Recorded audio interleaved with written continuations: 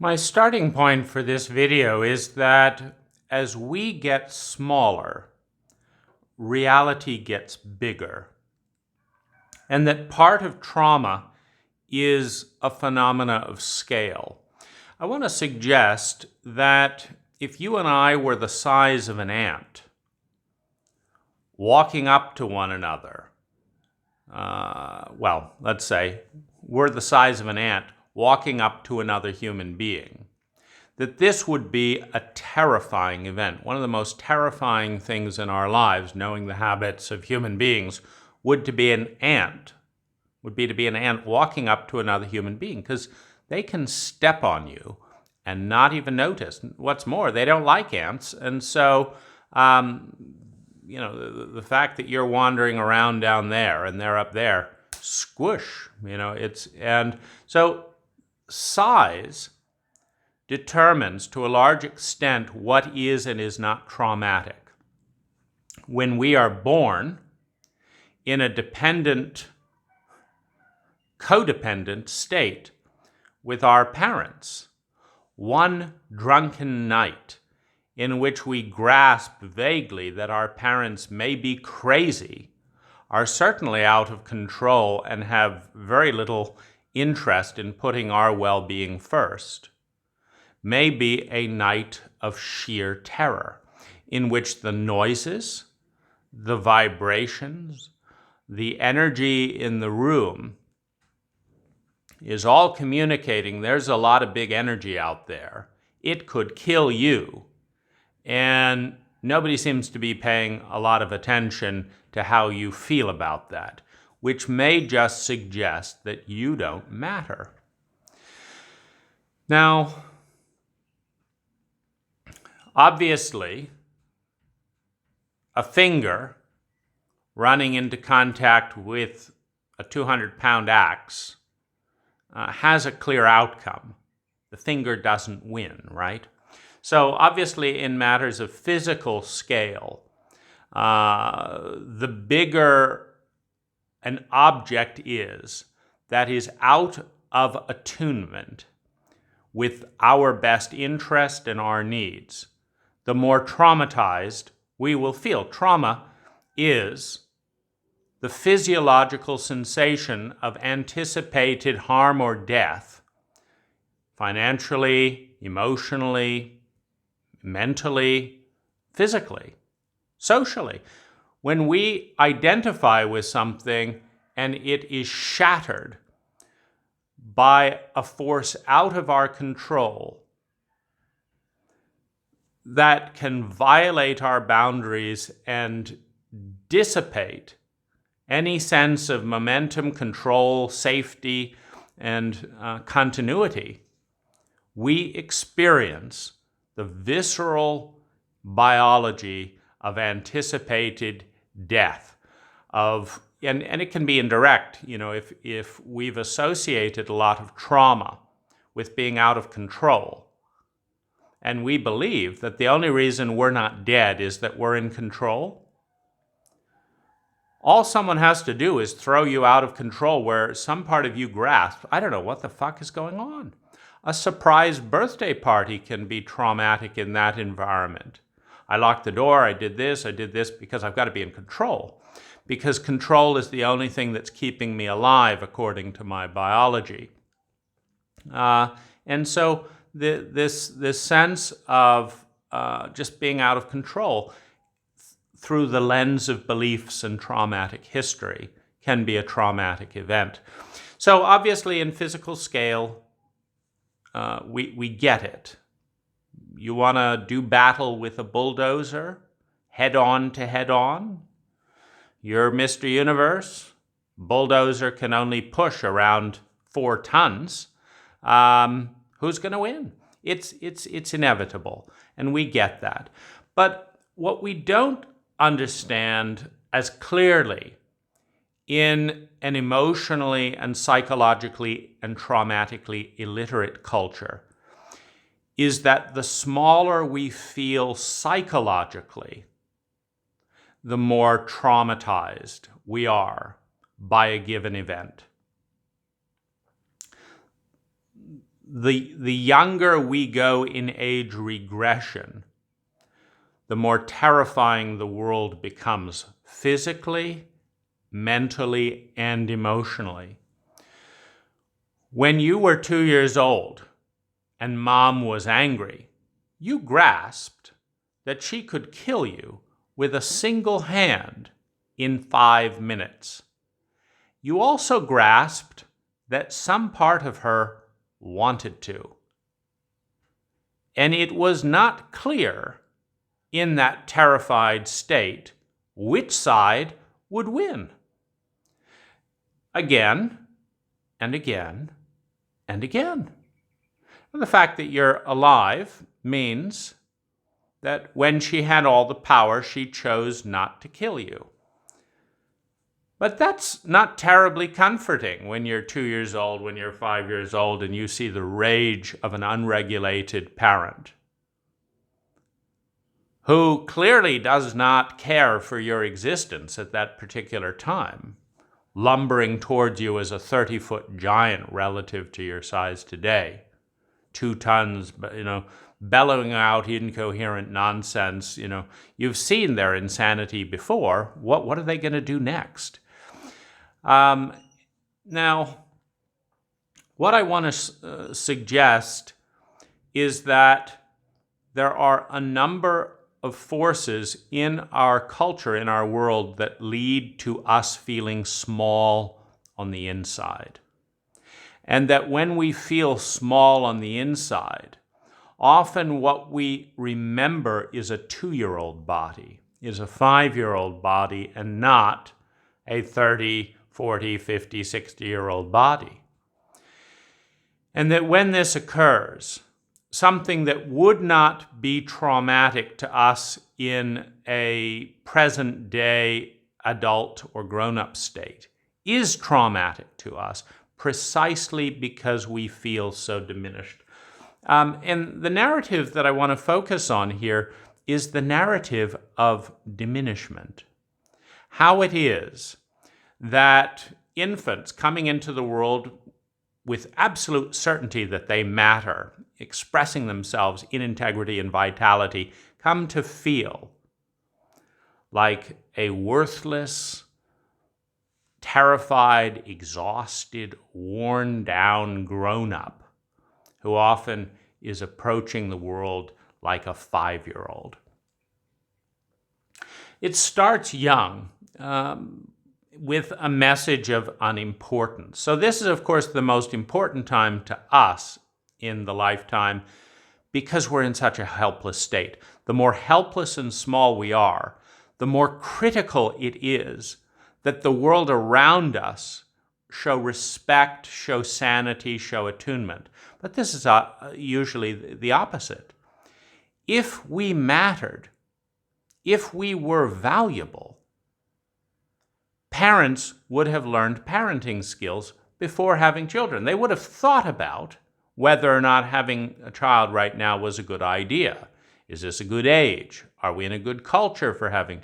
They would have prepared for our existence as evidenced by the fact that we feel safe and attuned in our environment rather than dissociated from the very moment that the hospital staff rapes a core bonding experience with the parent by separating them and putting loud noises and lights and chopping your genitals off.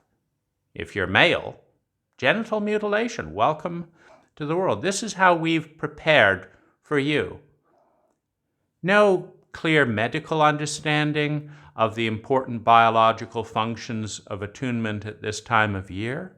No water births. Nothing as intelligent as a candlelit room with humming of the neighbors, welcoming you into the world. No. Chop, trauma, move away, glaring white light that any adult would find intimidating. But to an infant, this is just sociopathic abuse. And then you're handed to 2 completely incompetent grown-ups with huge issues of their own in a culture that is profoundly hostile to infancy. that is profoundly hostile. I mean, they'll try and keep you alive. But in terms of understanding what it feels, a complete joke.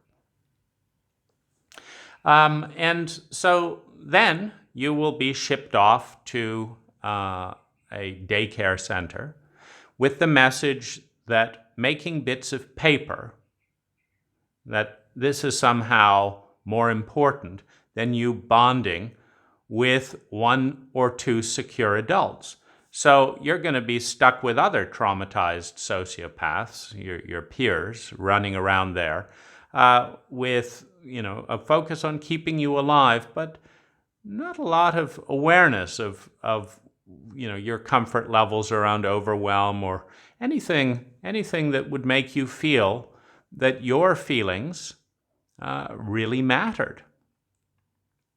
Every child does best when bonding deeply and in an attuned way in an environment attuned to their biology with one or two healthy, trained adults who are competent in the art of emotional attunement, physical attunement, mental attunement, and stimulation regulation, which is completely ignored in our culture. All the TVs, all the violence, the commercials, the sugar highs, the slamming and coming and going, it's a complete mess from the perspective of the psychology of the child. Now, they send you off to school, and if you mattered, you would learn subjects that relate to your well-being. What do you want? What do we all want? Don't we want to feel good and not feel bad in a respectable, dignified, and sustainable way? I mean, we don't want to become heroin addicts and just feel good for a few seconds and then terrible the rest of our lives. No, we want to feel good in a sustainable, intelligent way. And so we look then at the data, like, what skills do you need to have a long and happy life? Well, there's a lot of things. Diet is a really important skill, particularly in an obese country that has a lot of mental, emotional disease. Diet is a very important thing. And so we'll delete that off of the curriculum. In a culture that has millions of homeless people and people afraid for their lives in being homeless, building a house would be a useful skill to learn. Basic electrical wiring, it's not that hard. I've done it. Plumbing, not that hard. Really useful things that you can imagine using in your life, and then you'd want to go to school to become competent at survival, security, love, and belonging, your basic human needs. And so let's not teach you that. Driving a car, everyone needs that. So let's absolutely not teach teenagers how to drive in school, because that would be intelligent. That would be intelligent. Okay, so, we've nixed housing, we've nixed eating, all the things we do every day, driving, of course not. I mean, how many kids would skip high school if they learned to drive a car by age 15 and could look forward to that? Something they could actually point to that would actually help them for the rest of their lives. But we can't even pull that off because you're not that important. So then sexuality, right? Dating and sexuality. Now, the data suggests that 75% of our income for our entire life will be determined by our social skills. So we're going to teach our children how to connect competently and respectfully and attractively to other human beings, right? No. Why would we do something so intelligent when we can shame and humiliate teenagers for their entire high school years instead? Let's teach them absolutely nothing about the most intense biological experience of their lives, the awakening of the sexual organ. Let's teach them nothing.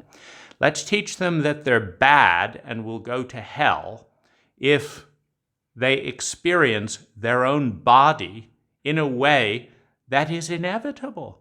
Let's do that as a way to make sure that you and I feel like absolute, abysmal failures and feel small and humiliated. Check, accomplished nicely. Why? Because you don't matter. And then we come on to emotional literacy. So we all motivate our lives out of our feelings, a scientific fact. If you look at why did you just do that? Well, you had this feeling and this feeling based on this and this. So your entire fuel for existence is the biology of feelings. So we could, if you were important, if you mattered as a human being, we could spend, 300 hours over the high school years talking about what feeling reveals what about the environment. When you are angry, it reveals that something is happening that's crossing, it's violating one of your values, perhaps one of your boundaries. Don't mess with me. I feel angry because you're crossing one of my boundaries. You're in my space. You're dominating my conversation. You're interrupting. You're crossing boundaries. Or you're violating and dishonoring something that I care about. Throwing chemicals on the grass, killing trees, damaging cats, tormenting animals, the kinds of things that traumatized, bullied children do to other powerless creatures is pass the shame and message of valuelessness along. So we could teach you emotional literacy so that by the time you were 15 years old, you understood that feelings are, they're like a sophisticated map of what's going on in your reality, produced by the scientific instrument of the human heart, which is designed through feelings to tell you what's going on in your reality so that you know how to respond. Now, we could do that, and you would be masterful and shame-free for life.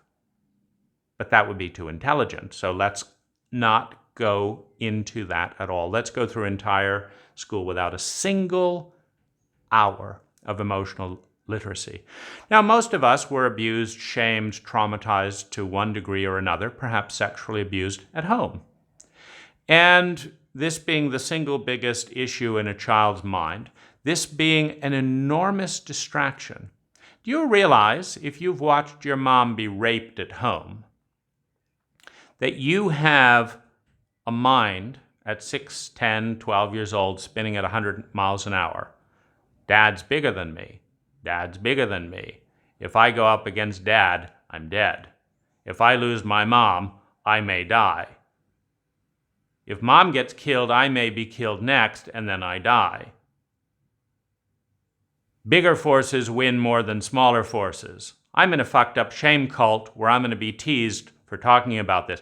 Do you understand that this is a distracting train of thought for a 6-year-old?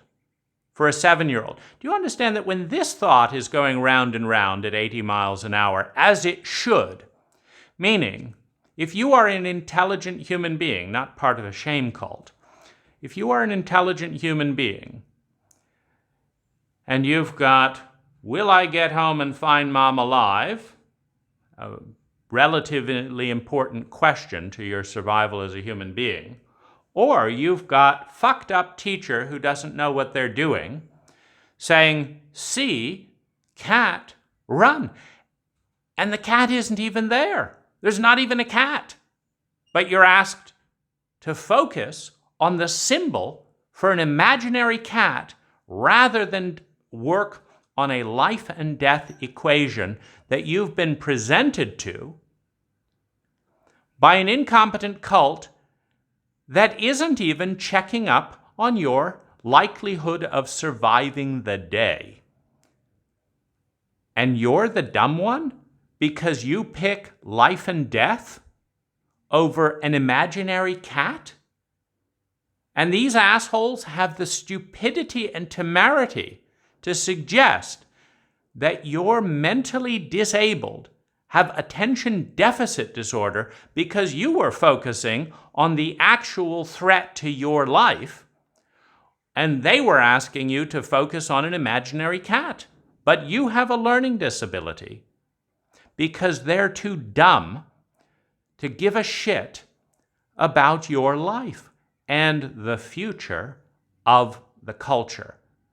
Because when they do not respond to your very visceral awareness of what matters, when they punish you and humiliate you for revealing problems at home, and teachers do not want to know your problems at home because they're afraid of your parents, because of abusive parents who abuse little children also abuse teachers and get them fired. And in a sociopathic shame cult, no one's safe. That teacher might lose their job and they could give a shit about the abuse to a 6-year-old over their income. That's sociopathic. Now, if you're getting messages that you're surrounded by sociopaths, you've got another bigger problem to focus on than see an imaginary cat run, see Spot run. It doesn't matter. None of it is as important as what you're grasping about life, and it is terrifying. So we could have relational literacy. We could have traumatic literacy. We could teach children how to repair their own abuses, which happen every day. We just don't care enough. We don't love enough to care, to be competent in these areas. And this sinks in. If you don't feel small, terrified, and traumatized by the time you grasp this reality, you're already sociopathic. You've already numbed out.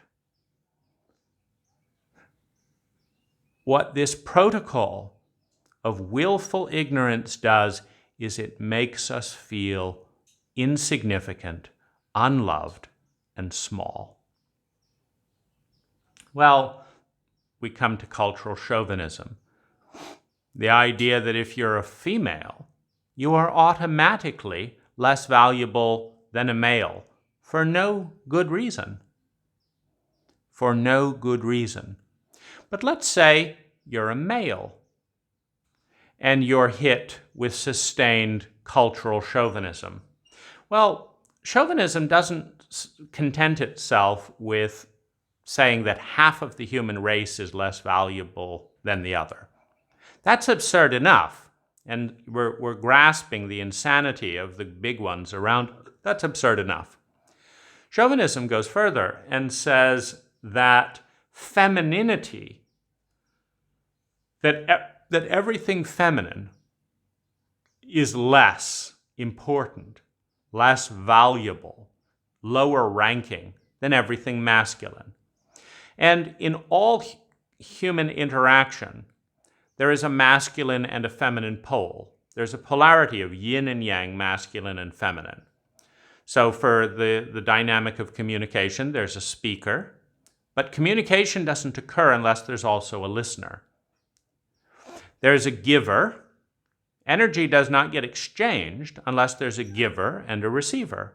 There's a teacher and there's a student. There's a there's the business and there's the customer.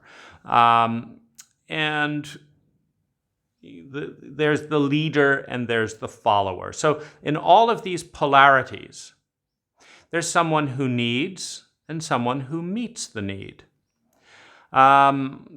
There's someone who thinks and someone who feels. There's someone who acts and someone who has a feeling about the action.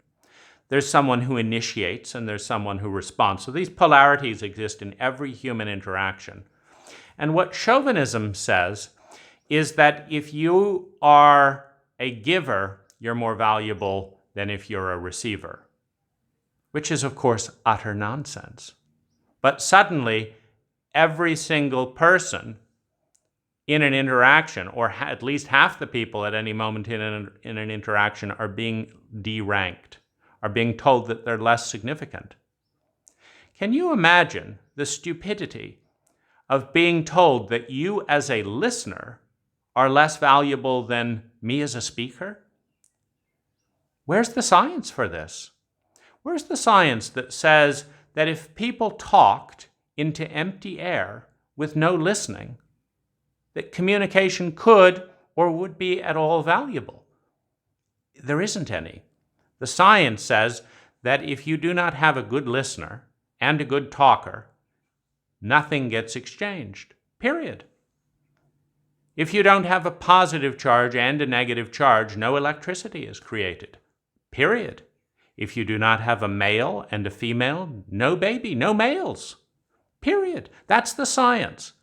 But the stupidity of a cult based on shame and diminishment has the temerity to tease people for needing something and elevate someone for meeting the need. How do you meet someone's need if they don't need anything? How do you give if no one will receive? What's the purpose in life? If listening is for sissies or so we don't teach listening, we just teach talking. We don't teach people how to listen. So everyone feels diminished because the talkers are not listened to, and nobody wants to listen because it's a low-ranking state. Racism, capitalism, and ageism, nice cult dogmas, are absolutely insane.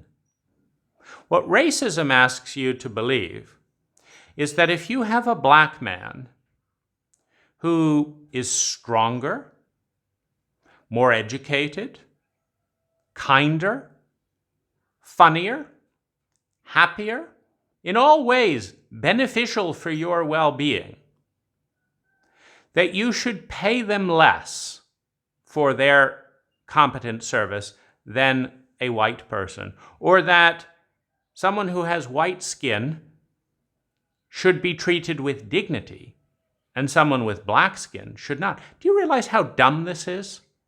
How pathologically dogmatic relative to science that this actually is? But of course, science, a path towards development that could take you towards more well-being, is sacrificed for the cruelty of your cult. Capitalism, the idea that the people who make money, who invented money, who earn money, and who spend money are less important than the money they create. Do you know how mathematically difficult that equation is to prove? How do you prove that the parent who created the child is worth less than the child they created? How do you prove that, mathematically speaking? Okay, we need the parent to create the child, and the child is very important. So the parent is even more important, because without the parent, there's no child. And after there's a child, there's still a parent. So there'd be a good mathematical case to be made to say that parents are more important than children, in the sense that a parent can create a child and there still exists a parent.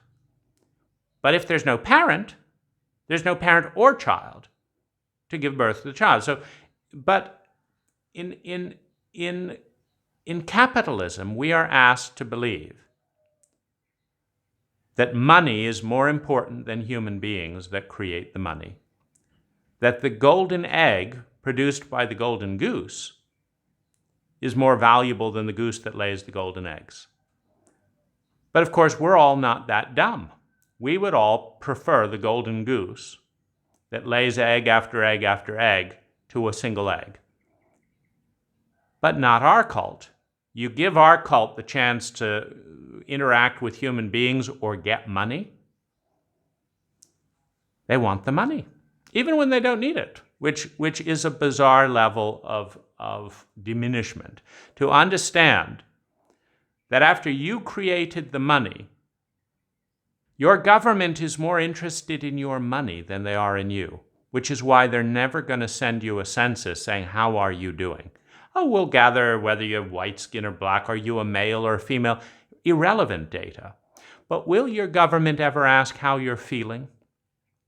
What you want? How well they're doing?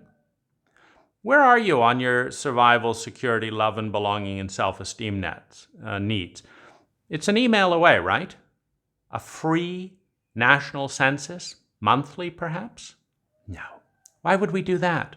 Because that means that you're important. What we want to survey you on and send you 10,000 laws about are how much money we can get of yours in taxes.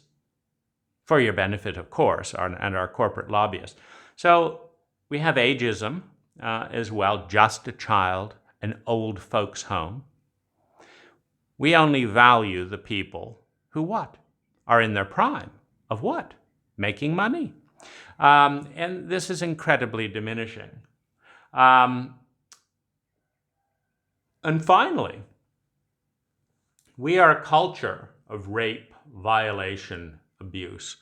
We are a culture that in thousands of small ways gives the message, you are worthless. We are too busy to see and understand you. How many of you have a single person who deeply understands you emotionally, sexually, physically, in your health, mentally, who knows your weak points and wants to support your growth, who knows your strengths and honors them, who has joy in your presence, who values you, who makes you feel worthwhile in their behavior? That number is going down in our cult as the fictitious numbers of GDP are going up. How is it that your well-being going down is not of interest to the government that steals on pain of death? You want to go against the IRS and the US military, etc., to claim your right to spend all of your money the way you want to spend it? How is it that the government, on pain of death, and certainly seizure and jail, that takes half of your money, doesn't have a clue how you're doing and doesn't want to know? I made the mistake of writing to my government when I returned to my own country in my teenage years after being overseas for a number of years. And I basically said, you know, I left the US when I was 10. My parents let my passports expire, blah, blah, blah. I've come back to America. I have no idea, like, should I be paying taxes? Who are this? I mean, what? I'm doing my own landscape company. Can you give it any advice? Like, who should I talk to? I don't have a fucking clue. Because something so useful as knowing how to pay taxes and stuff, which could be, of course, included in high school, but it's another useful skill willfully ignored by people who claim to be forcing us to do things for our own good. And no one responded. And I would be surprised if anyone in any of the multiple, I think I could have sent that to 20 different government organizations and had everyone say, oh, this isn't my job to respond to. A citizen forced to pay taxes wants to know what to do and doesn't have a clue. Not our job to help our citizen even know how to pay their taxes. So I didn't pay my taxes for like 3 or 4 years. I mean, this is absolutely absurd. And so all of this makes us feel diminished. And the thing is that when we face our biggest fears, fear of death, fear of social obliteration and humiliation, fear of financial ruin in a cult where people will sell you out in a heartbeat for money, kill you for money, marry you for money, on this message that your money is worth more than you are, which, you know, how's that for a compliment?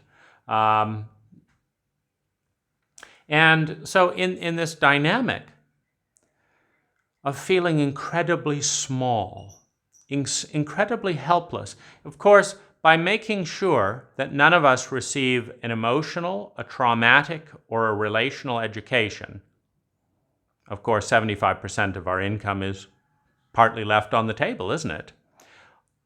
And there's so much hypocrisy. And we don't even have the care to clean it up. It's like, we want you to be a successful person. 75% of your success depends on your people skills. That's why we're not going to teach you any. I mean, make up your minds. Do you want me to fail? Do you want me to succeed? Any data research going on there? So having ensured a traumatic framework of upbringing, a small sense of diminishment, humiliation, and then, of course, we've mandated tremendous amounts of ignorance, which leads to failure, which leads to pain. So our cult has a remedy, and it is to shame and humiliate those who fail and are in pain, and to pathologically deny support to people who really need it. In other words, if you're a friend and you're homeless, you're not welcome here. If you're a friend and have 3 houses, oh, come on by any time. Wait a minute. You mean if I don't have a place to sleep, you don't want me visiting you? But if I do have 5 places I can come by any time? Yeah, that's how it works. Oh, I see. And this is supposed to make me feel safe or that I'm in a sane world. And then what about the fact that if you really need money, no bank will lend it to you? If you say to a bank, I can't pay my rent, I just lost my job, I've got $200,000 in medical bills, I really need a loan. Saying, well, we're sorry, we're not in the business of helping people that need help. That would be intelligent, empathic, and all that. What we do is we like to loan money to rich people who don't need money. So if you pay off all your medical bills while unemployed and are not homeless with PTSD in the next year, and come back with lots of assets, we would be delighted to loan you some money. Have a nice day. Have a nice day? You fucking moron! Do you even know? Do you even understand what a nice day is? I mean, how dumb do you have to be to pull that one off with a straight face? Or is it sociopathic cruelty by people finally able to get back at someone else who's down, an experience they've had since infancy, building up this war chest of diminishment, inadequacy, shame, and miserable loneliness, in which you understand that you're part of an abuse cult that will hit you hardest when you're down and doesn't give a shit about the circumstances in this, and will blame you for failing. So this diminishment makes us feel incredibly small. Suddenly, our psychological issues feel incredibly big. They feel overwhelming. So we have to turn to drink.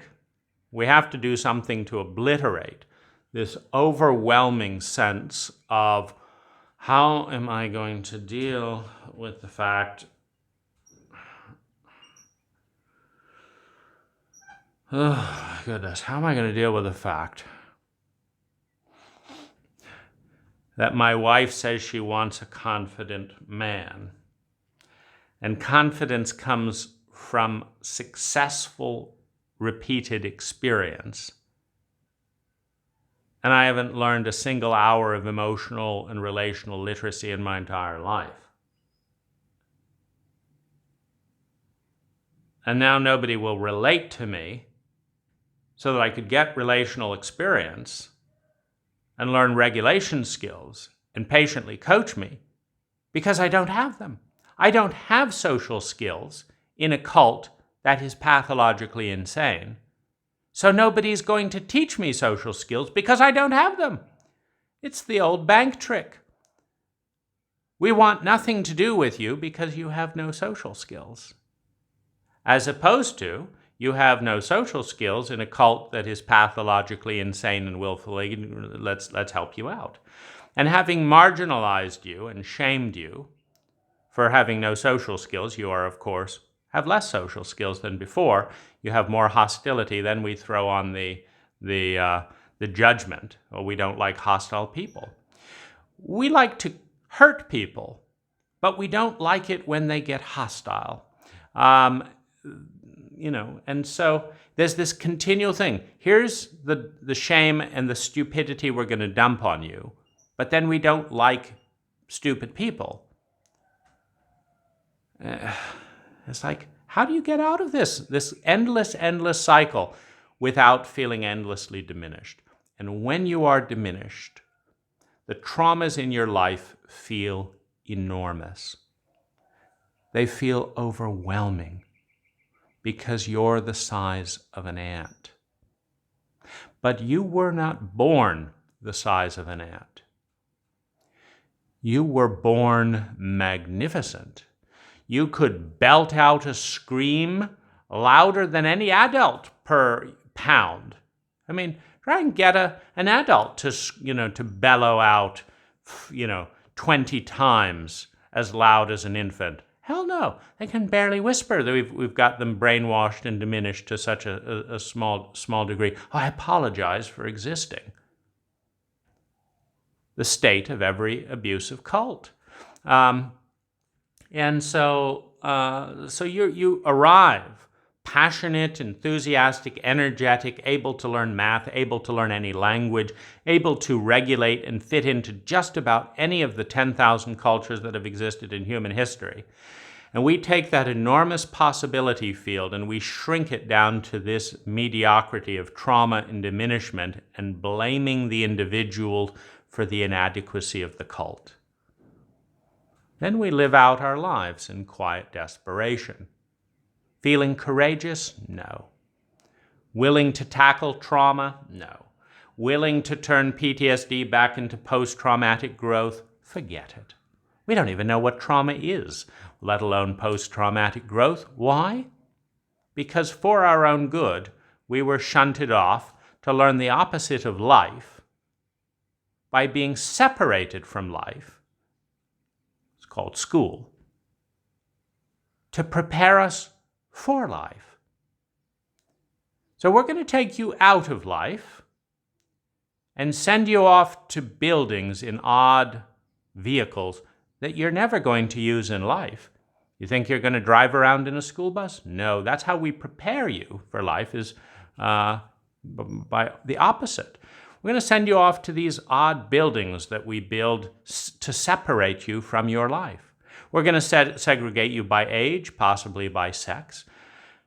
We're going to pair you up in a 1:30 ratio, just so that it ensures the teacher will be frazzled and never have enough time to make you feel important. Because they're frazzled and feel inadequate because of the setup, because you're not important to have a one-on-one relationship. 1 in 30. You're about as valuable as 30 adults. So that's all we're going to give you, is one person, and they can't get to know you as a human being because you're not worth it. You're not worth it. We could, of course, allocate some of our elderly to teach and wisdom of life and all, but that would mean you were important. That would mean they were important. And we've got to prepare you for life by doing the exact opposite. Meaningless subjects in a completely artificial environment that has nothing to do with life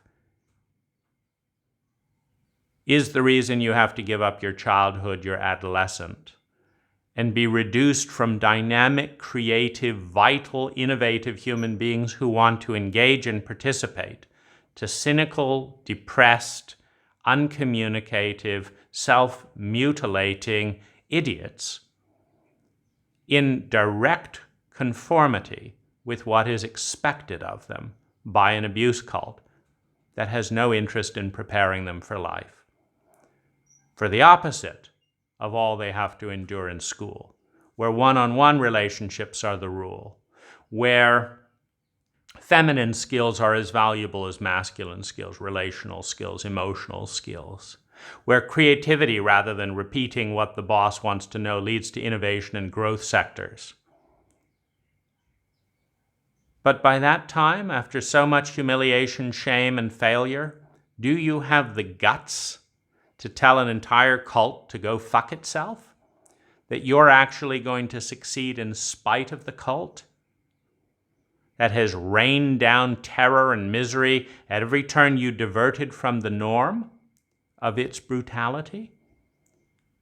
Or are you just going to go along? I share this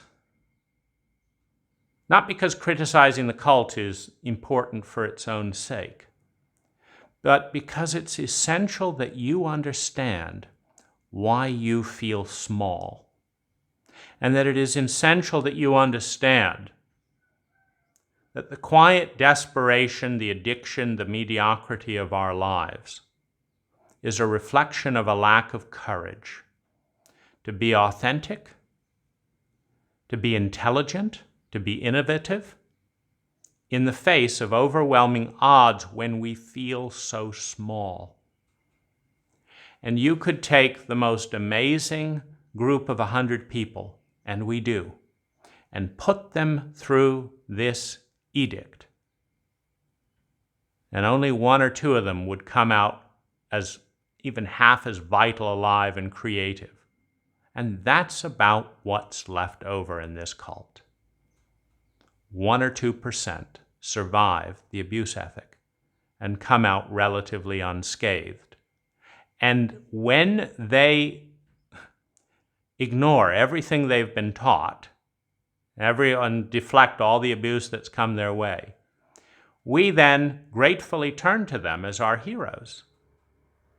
Or we try and push them into postgraduate education and blah, blah, blah to try and, get the last bits of intelligent innovation out of them, before they infect the rest of the population with the idea that the cult is fucked up. So this is not your fault. It's not any of our children's fault.